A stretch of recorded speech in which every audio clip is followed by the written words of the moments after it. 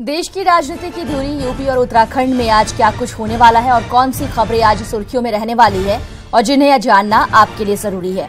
नमस्कार, मैं हूं आपके साथ मोनिका सिंह राणा और आप देख रहे हैं आज का एजेंडा। आज के एजेंडे पर बात करने से पहले नजर डालते हैं इस वक्त की सुर्खियों पर और बात करेंगे हम उन खबरों की जो आज एजेंडा बन सकती हैं। लखनऊ, देहरादून, मेरठ और गोरखपुर से हमारे सहयोगी हमसे जुड़े हुए हैं। लखनऊ से रंजना, देहरादून से दीपांकर भट्ट, मेरठ से उमेश श्रीवास्तव और गोरखपुर से रामगोपाल हमारे साथ जुड़े हुए हैं। इसके अलावा कानपुर से अमित गंजू भी हमारे साथ जुड़ेंगे। आज के एजेंडे के बारे में हम बात करें उससे पहले आज की देश विदेश से जुड़ी बड़ी खबरों से आपको रूबरू करवाते हैं। वॉलमार्ट फ्लिपकार्ट डील खुदरा व्यापार में एफडीआई के खिलाफ confederation of all India traders ने आज भारत बंद का ऐलान किया है। आज देश भर में दवाइयों की दुकानें बंद रहेंगी। कैट का दावा है कि देश भर के करीब 7 करोड़ व्यापारी अपना प्रतिष्ठान बंद रख विरोध दर्ज कराएंगे। आज सर्जिकल स्ट्राइक के 2 साल पूरे हो गए। इस मौके पर प्रधानमंत्री नरेंद्र मोदी पराक्रम पर्व की शुरुआत करेंगे। बता दें कि 29 सितंबर 2016 को सेना ने सर्जिकल स्ट्राइक किया था।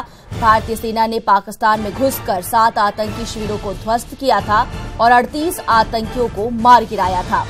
सुप्रीम कोर्ट आज केरल के सबरीमाला मंदिर में महिलाओं के प्रवेश पर अपना फैसला सुनाने वाला है। सबरीमाला मंदिर प्रबंधन में फिलहाल 10 से 50 वर्ष की आयु तक की महिलाओं के प्रवेश पर रोक है। सुप्रीम कोर्ट इसी को लेकर आज सुनवाई करेगा।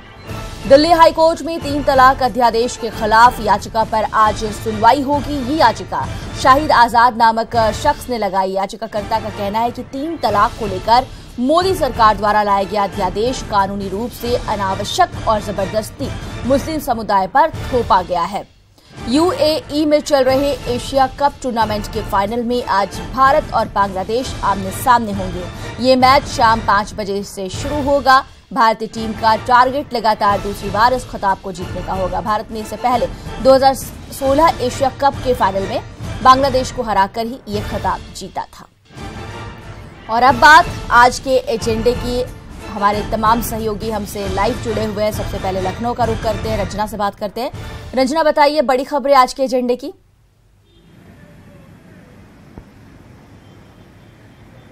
देखिए, आज तो लखनऊ राजधानी है और यहाँ से बहुत सारी खबरें हैं, सियासी खबरें भी हैं, लेकिन सबसे महत्वपूर्ण खबर की हम बात करेंगे अगर तो आज जो ई ट्रेडर्स का जो बंद है उसमें यूपी के व्यापारियों ने सीएम से मुलाकात की थी और मुलाकात के बाद बाकी व्यापार संगठन जो है बैकफुट पे आ गए थे, लेकिन केमिस्ट और ड्रग्स एंड केमिस्ट फेडरेशन जो है उसने अपना बंद में पूरा सहयोग देने का वादा किया और आज प्रदेश बंद है दवाइयों को लेकर। तो दवाई दुकानें अभी तक, अगर हम बहुत जल्दी हो जाएगी कहना कि असर के बारे में, लेकिन हाँ अभी तक नहीं खुली हैं और कुछ दवाई दुकानें खुली जरूर हैं।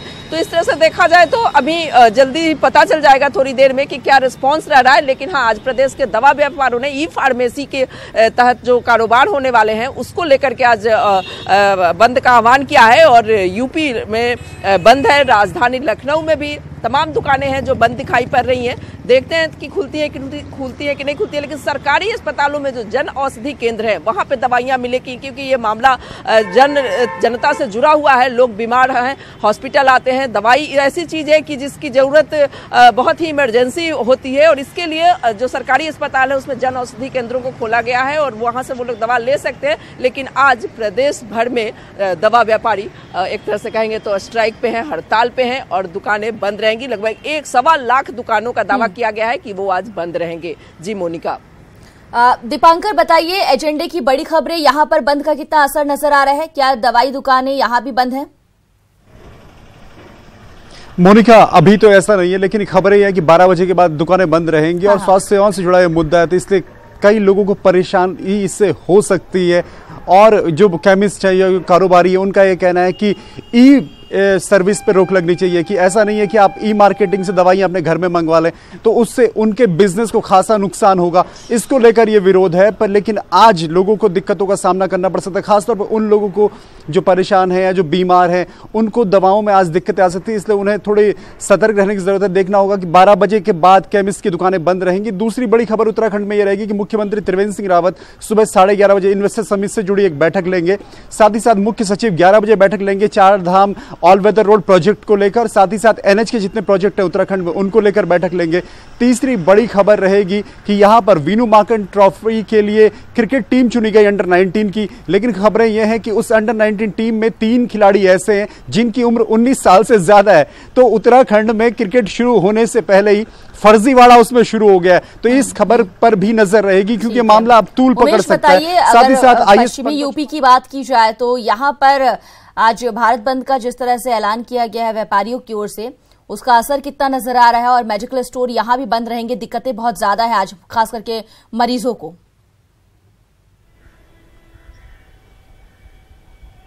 जी हाँ, निश्चित तौर पर Monica, all India chemist and druggist association के आह्वान पर आज भारत बंद का आह्वान किया गया है और फॉरेन डायरेक्ट इन्वेस्टमेंट और ऑनलाइन दवा व्यापार के विरोध में ये बंद का आह्वान किया गया है। मेरठ में, बागपत में, बुलंदशहर में, सहारनपुर में, मुजफ्फरनगर में, समूचे पश्चिमी उत्तर प्रदेश में इस बंद का क्या असर देखने को मिलता है, इस पर हमारी निगाहें रहेंगी क्योंकि मेडिकल स्टोर भी तकरीबन 10 बजे के आसपास ही खुलते हैं। तो ये दुकानें खुलती हैं कि नहीं खुलती हैं, मेडिकल स्टोर खुलते हैं कि नहीं खुलते हैं, इस पर हमारी निगाहें रहेंगी। दूसरी तरफ उत्तर प्रदेश उद्योग व्यापार मंडल का भी एक बंद आज मेरठ में है। हालांकि कई व्यापारिक संगठनों ने इसका समर्थन नहीं किया है, लेकिन वो भी एक बंद है। तो ये दोनों बंद आज महत्वपूर्ण होंगे जिन पर हमारी निगाहें रहेंगी कि 10 बजने के बाद इसका क्या असर देखने को मिलता है। दूसरी बड़ी खबर आज मुजफ्फरनगर से रहेगी। मुजफ्फरनगर में केंद्रीय गृह मंत्री राजनाथ सिंह आज पहुंचेंगे और शहीद आजम भगत सिंह की प्रतिमा का अनावरण करेंगे। तकरीबन 12 बजे गृह मंत्री यहां पहुंचेंगे और 2 घंटे तक यहां पर रहेंगे। यह खबर भी बेहद महत्वपूर्ण रहेगी क्योंकि पश्चिमी उत्तर प्रदेश की धरती पर आज केंद्रीय गृह मंत्री राजनाथ सिंह खुद मौजूद रहेंगे। वो क्या कहते हैं और शहीद आजम भगत सिंह की प्रतिमा का अनावरण होगा। आज शुक्र तीर्थ जगह है मोरना में जहां पर केंद्रीय गृह मंत्री राजनाथ सिंह पहुंचेंगे और भगत सिंह जी की प्रतिमा का अनावरण करेंगे। आज भगत सिंह जी की जयंती भी है तो यकीनन आज फख्र का दिन है और आज केंद्रीय गृह मंत्री खुद यहां पर पहुंच रहे हैं। तो इस खबर पर हमारी विशेष निगाह रहेगी। रामगोपाल बताइए, गोरखपुर में बंद को लेकर क्या कुछ देखने को मिल रहा है? यहां पर भी मेडिकल स्टोर जाहिर सी बात है कि बंद होंगे, कितनी दिक्कतें पेश आ रही हैं?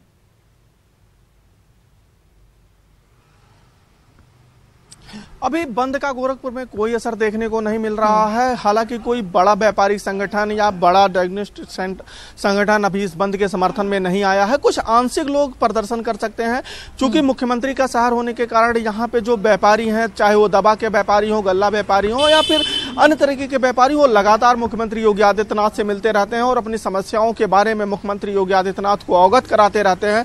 तो इस कारण ये उम्मीद की जा रही है कि गोरखपुर में आज जो भारत बंद का आह्वान किया गया है या पूर्वांचल में इस भारत बंद का कोई असर नहीं है। अभी जो सुबह का वक्त है, सुबह के वक्त जो दुकानें, दवा की दुकानें खुलनी चाहिए थी, वो अभी जब मैं आ रहा था ऑफिस के लिए तो रास्ते में वो खुली हुई थी। यानी कि जो बंद का असर सुबह के वक्त अभी तक का है वो गोरखपुर में देखने को नहीं मिल रहा है। और खुद जब सुबह के मुख्यमंत्री योगी आदित्यनाथ आज गोरखपुर में रहेंगे तो ये उम्मीद कम ही की जा रही है कि कोई व्यापारिक संगठन आज बंद का ऐलान करेगा या बंद में शामिल होगा। चुटपुट प्रदर्शन हो सकते हैं। दूसरी जो आज की बड़ी खबर है वो खुद मुख्यमंत्री योगी आदित्यनाथ 10:10 पर गोरखपुर पहुंचेंगे और वो गोरक्षनाथ मंदिर में आयोजित महंत दिग्विजयनाथ और महंत अवैधनाथ की पुण्यतिथि कार्यक्रम में शामिल होंगे। आज का जो विषय है जिसमें वक्ताओं को भाषण देना है, जिसमें खुद मुख्यमंत्री योगी आदित्यनाथ शामिल होंगे, उसमें दिग्विजयनाथ जी की जीवन शैली और उनके कार्यकलापों के बारे में बात होगी। साथ ही महंत अवैधनाथ के बारे में बात होगी, जो मुख्यमंत्री योगी आदित्यनाथ के गुरु भी हैं महंत अवैधनाथ, उनके बारे में आज और कल 2 दिन पूरे के पूरे सेमिनार करते हैं। कानपुर से हमारे साथ लाइव जुड़े हुए हैं अमित, यहाँ पर भी कैट के इस बंद का असर देखने को मिलेगा। हालांकि कितना असर होता है इसके लिए इंतजार करना होगा। फिलहाल कितनी दिक्कतें पेश आ रही हैं?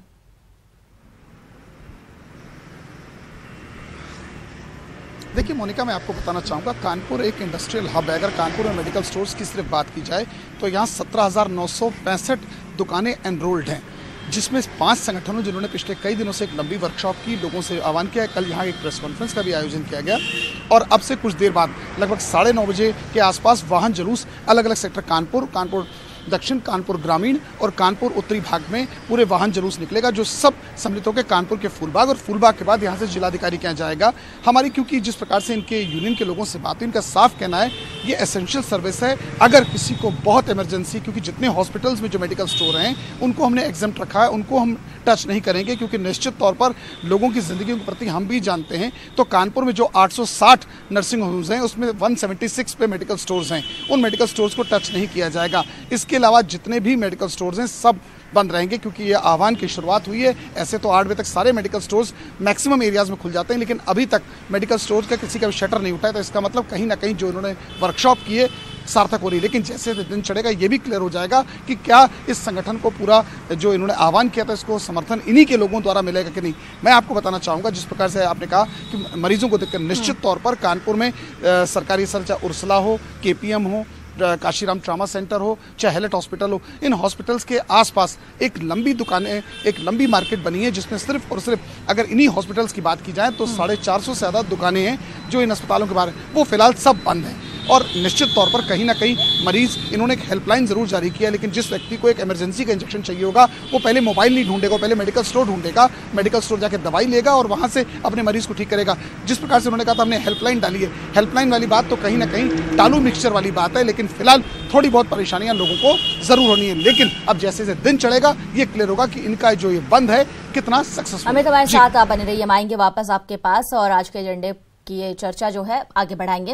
हमारे तमाम रिपोर्टर्स हमारे साथ जुड़े हुए हैं लाइव, हम आगे भी उनसे बात करेंगे। आपके साथ हमारे तमाम सहयोगी भी लगातार जुड़े हुए हैं। फिलहाल आपको तस्वीरें दिखाते हैं। प्रधानमंत्री नरेंद्र मोदी इस वक्त जोधपुर पहुंचे हुए हैं। कुछ देर पहले की ये तस्वीरें, जब PM यहां पहुंचे थे उनका स्वागत किया गया। सीधी तस्वीरें, फिलहाल प्रधानमंत्री का यहां स्वागत किया जा रहा है। मुख्यमंत्री मौजूद और शौर्य दिवस मनाने के लिए 3 दिवसीय ये कार्यक्रम होगा, जिसमें आज इसका विधिवत उद्घाटन करने के लिए प्रधानमंत्री नरेंद्र मोदी पहुंचे हुए हैं। और ये सीधी तस्वीरें आपके सामने है। पराक्रम पर्व की शुरुआत यहां से प्रधानमंत्री करने वाले हैं। आपको बता दें कि सर्जिकल स्ट्राइक के 2 साल पूरे हो गए हैं और इस मौके पर प्रधानमंत्री नरेंद्र मोदी पराक्रम पर्व की शुरुआत करने वाले हैं।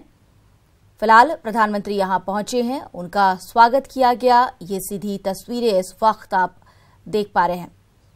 मुख्यमंत्री भी इस दौरान PM का स्वागत करने के लिए यहां मौजूद रही।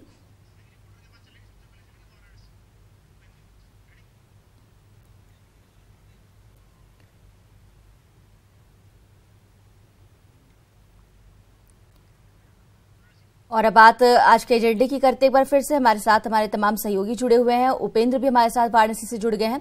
उपेंद्र, बताइए आज की सबसे बड़ी खबर एजेंडे की क्या है?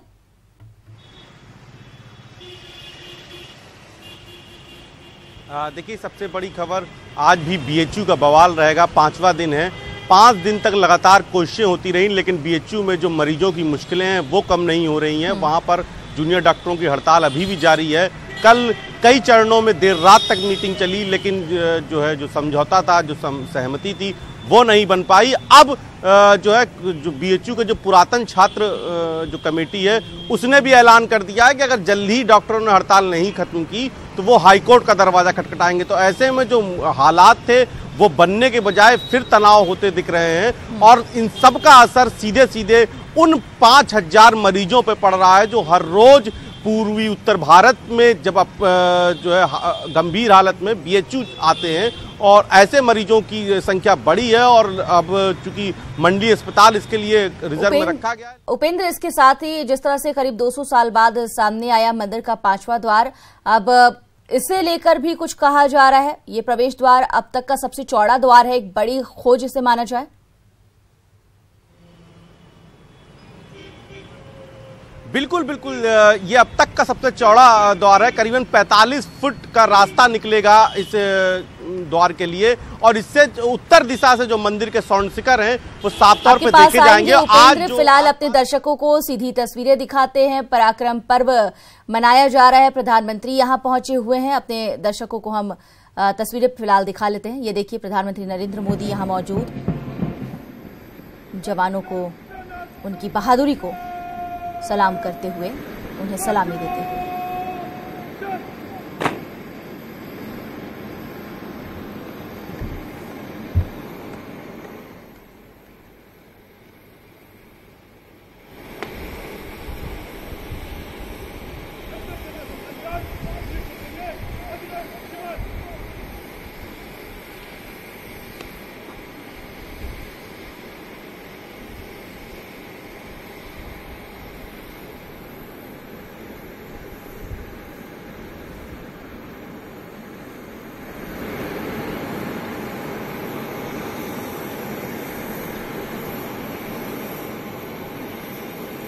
तो ये सीधी तस्वीरें आप देख रहे हैं। प्रधानमंत्री नरेंद्र मोदी यहां पहुंच चुके हैं और गार्ड ऑफ ऑनर उन्हें दिया गया।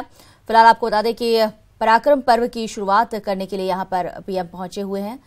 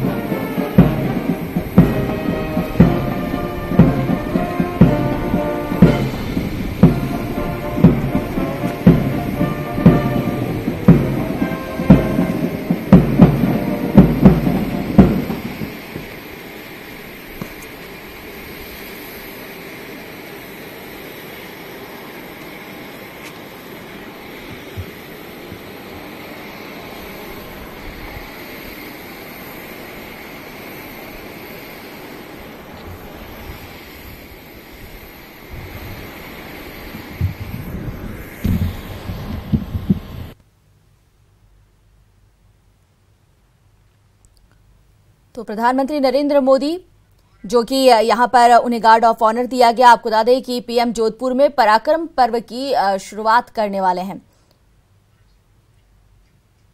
और एक बार फिर से रुख करते अपने सहयोगियों का जो कि हमारे साथ लगातार जुड़े हुए हैं। उपेंद्र, उस वक्त आप जानकारी दे रहे थे जो मंदिर के दरवाजे की, द्वार की, उसे पूरा कीजिए।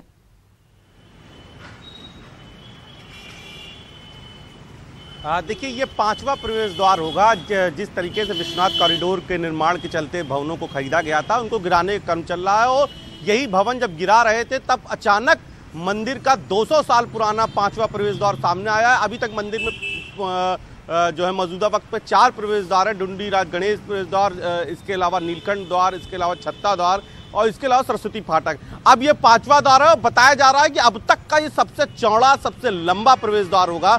आज इसमें खुदाई का क्रम फिर जारी रहेगा। देखा यह जाएगा कि इस खुदाई के बाद और किस तरीके के रास्ते और किस तरीके के जो मंदिर का भव्य स्वरूप है, जिनको हमने काशी पुराण में पढ़ रखा है, वो सामने आता है। तो ये आज की सबसे अहम खबर होगी, उस पर हमारी निगाह भी होगी। एक खबर आजमगढ़ से सबसे अहम होगी, जिस पर कार्रवाई की नजर होगी। खुद प्रधानमंत्री नरेंद्र मोदी ने जिस वक्त आयुष्मान भारत की शुरुआत की थी, उस वक्त उन्होंने कहा था कि ये शुरुआत करने के पीछे मेरा मकसद ये है कि यहाँ पर भी गरीबों को अमीरों जैसा जो है स्वास्थ्य सुविधाएं मिल सके। लेकिन आजमगढ़ में पूर्व विधायक और उनके परिवार के 9 सदस्य भी आयुष्मान भारत के लाभार्थियों की सूची में शामिल हो गए हैं।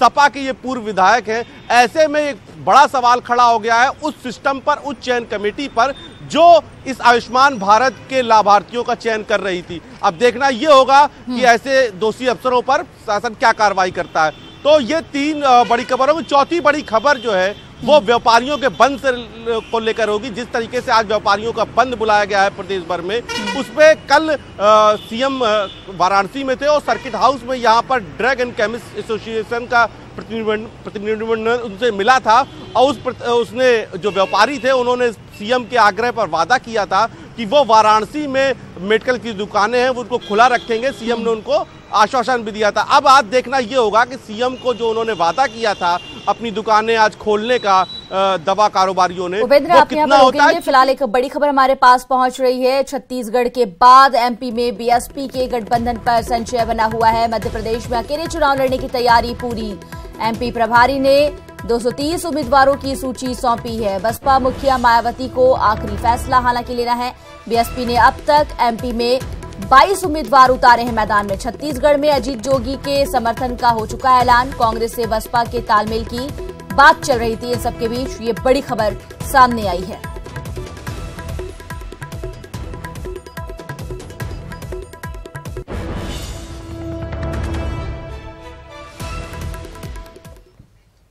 आज सूर्य साम्राज्ञी लता मंगेशकर का जन्मदिन है। लता जी आज जीवन के 90वें वर्ष में प्रवेश कर रही हैं। भारत रत्न लता जी आज भी उतनी ही सक्रिय हैं और अपनी दिनचर्या उसी तरह पूरी करती हैं जैसे वो पिछले कई दशकों से करती चली आ रही हैं। भारत की सबसे लोकप्रिय और आदरणीय गायिका लता जी का दशकों का संगीत जीवन उपलब्धियों से भरा पड़ा है। स्वर कोकिला ने 20 से ज्यादा भाषाओं में 30,000 से ज्यादा फिल्मी और गैर फिल्मी गीत गाए। उनकी जादुई आवाज की भारतीय उपमहाद्वीप के साथ साथ पूरी दुनिया दीवानी है। टाइम पत्रिका ने उन्हें भारतीय पार्श्व गायक की अपरिहार्य और एक छत्र साम्राज्ञी स्वीकार किया है।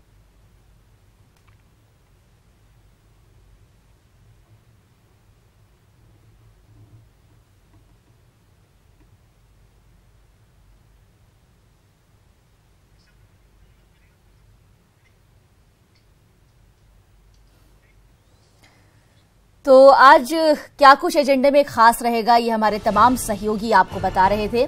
आप तमाम लोगों का बहुत बहुत शुक्रिया हमसे जुड़ने के लिए। तो हमारे